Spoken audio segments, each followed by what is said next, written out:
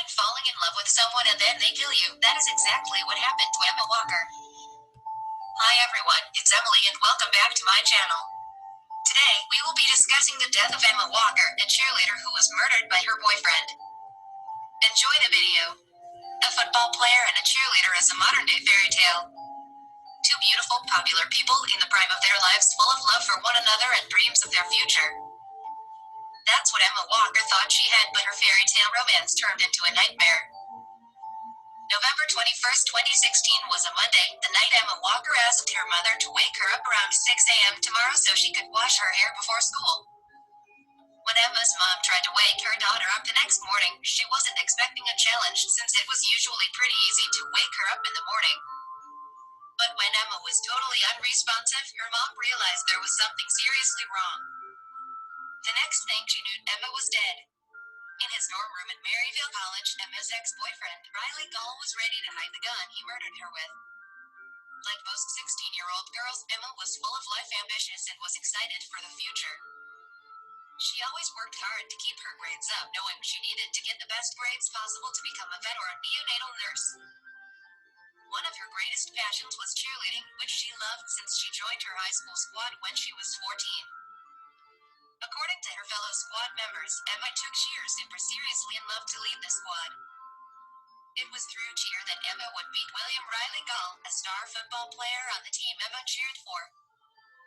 Riley was a junior when he met Emma and she caught his eyes straight away. Like Emma, he worked hard to keep his grades high, and his friends described him as a jokester, a little nerdy, not the classic jock type. To anybody looking in, Riley looked like a totally normal guy. Despite their 2-year age difference, Emma's parents said they had a positive first impression of him. Her mom described Riley as a boy next door.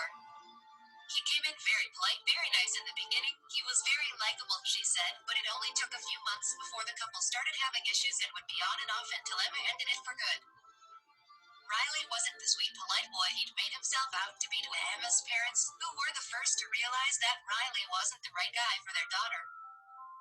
Since she was only 14 when she started dating 16-year-old Riley, Emma's parents frequently read their daughter's texts and messages on social media just to make sure things between them stayed PG. This also meant that they got all the juicy details of their latest drama, such as Riley going back and forth between Emma and one of his ex-girlfriends. Even though Riley isn't exactly the faithful type, he was super possessive of Emma, and this didn't sit right with her friends or family.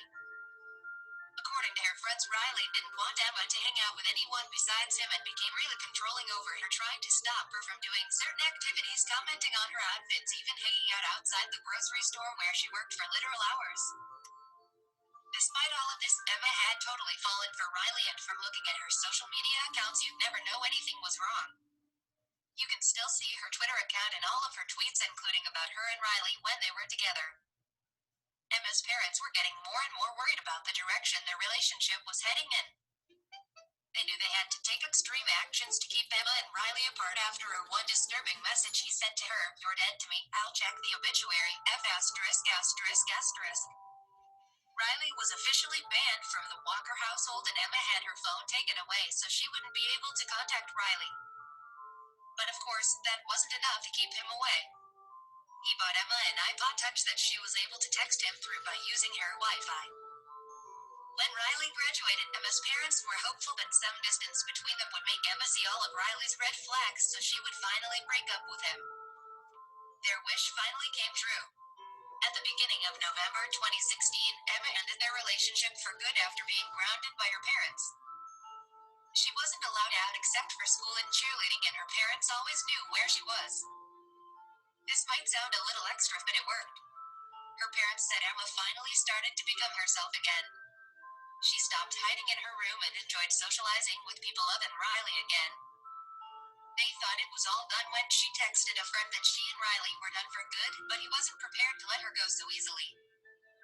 Riley did not take the breakup well, and he did some really bizarre things to win Emma back, including staging his own kidnapping. Emma was at a party celebrating a football game victory when she started to get some weird texts and messages from Riley's phone. Riley told Emma to go to her car alone and that they had someone she loved, and if she didn't follow their instructions, Riley would get hurt. Emma was really freaked out by this and showed her friend Zach the messages she was receiving. He followed her outside, but he said he couldn't see anyone around, but it was obvious someone was nearby because as soon as Emma stepped outside, she got another text that read what part of alone wasn't clear. Nobody was convinced by this text, and one of Emma's other friends said it was probably made up and he'd exhibited this kind of behavior before. The texter told Emma to not call the cops, and if she did, they would kill Riley. Since she was pretty convinced this was pretty bogus, Emma gathered a group of her friends and they all left the party to see who was texting Emma. What they found was even weirder. That'll be it for this week's video. Thank you so much for watching. Let's see if we can get this to 1,000 likes for part 2. So stay tuned and turn on your notify for part 2 coming up next soon. Bye friends.